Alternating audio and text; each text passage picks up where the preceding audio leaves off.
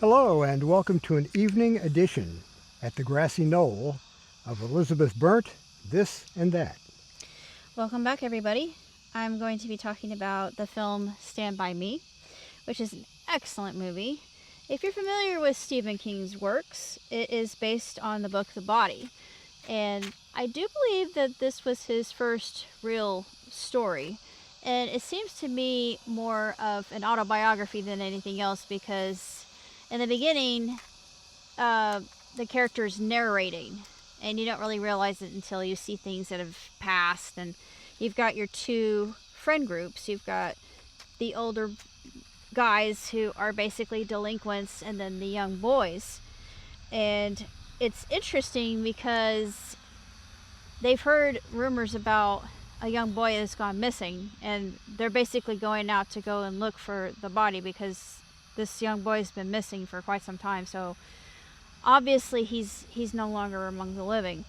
But it's filmed in Oregon, and Grim Life Collective went out there to go and view where it had been filmed. And some of the behind the scenes locations are still there, but as far as cinematography is concerned, it's absolutely beautiful. And that's one reason why I would like to go and see it myself at some point, because some of the locations are there, some of them aren't, but most of them are if you're interested in going there for yourself. But it's just a very intriguing tale, a coming of age story, and I honestly really liked it quite a bit because it really reveals a lot about Stephen himself, I think, in my opinion.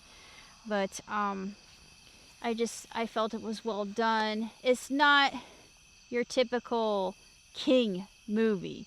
There are some elements within it that do lend it to a Stephen King film, but it's different. So if you're looking for something unique and just a kind of a wholesome, for me it's a wholesome story because you've got this story of these boys that are just being boys basically, and it reminds me of a simpler time. The nostalgia factor is definitely there, but It's kind of a coming of age story. it's a coming of age. And when was that movie made? I think it was made around the 90s, mid 90s, because Okay. I didn't earlier, see it. but I it's didn't set see back in what, maybe the 1970s, maybe as the far as 1970s. styles of the vehicle and Yeah, the feel you get from the the feeling movie. you get from it. It feels more like around that era of time. I noticed when Grim Life Collective did their return to the area to try and find Yeah, artifacts or scenes that are still able to match to the movie. yeah, On the railroad tracks, they kept calling.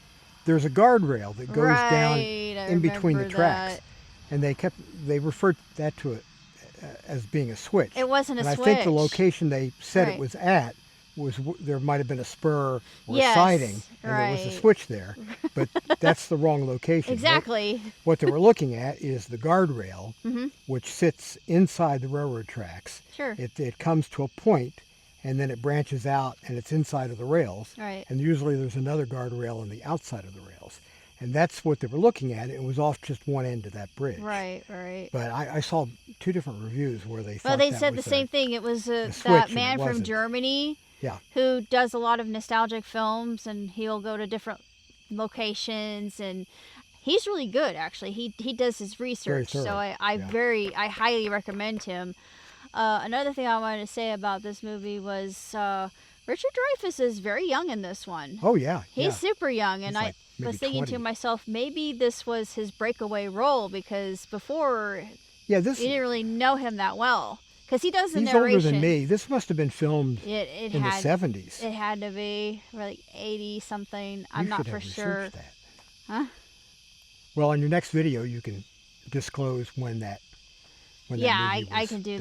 that. In my next video, I can do that once I figure it out. We might get a train tonight. You never know. Yeah, we may. But look at the sunset.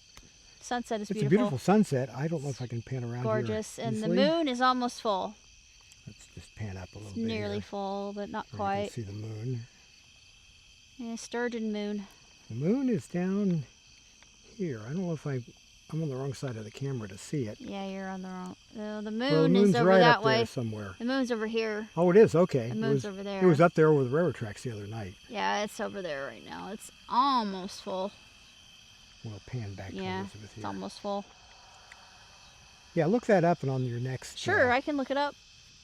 your next webcast, which will I probably can- be in a few minutes. Yeah, We're in a gonna few try minutes. and record a couple more. Unless we get a train. And then I've got my flashlight for illumination, just in case. You always have that flashlight. It's a new one. It's a Eminent MS. No, it's the Eminent GR35. It's a little Is that thing. your fits in latest the- one? Yeah, a little tiny thing. It fits in the pocket, right there. And it's got a charging case that it drops into. Shameless plug. So, well, they gave me a heck of a discount on this. And there's a little case that it just drops into for recharging. I guess I can drop it in there quickly and show you. It's a nice little flashlight. It's just insanely well made. It's hard to see. My glasses are sliding off my face here. There we go. It's in the charging case. Those lights will blink while it's charging until it's fully charged, then they'll stay on. And it's got a little locking switch on the side, like all the Eminent lights. Double click it, and the flashlight is locked. See if I got it there. That's locked. That's unlocked. And it's a great little gadget. I like gadgets. There's 4 positions to the switch here. That's the laser pointer, which works really well. It's pretty powerful.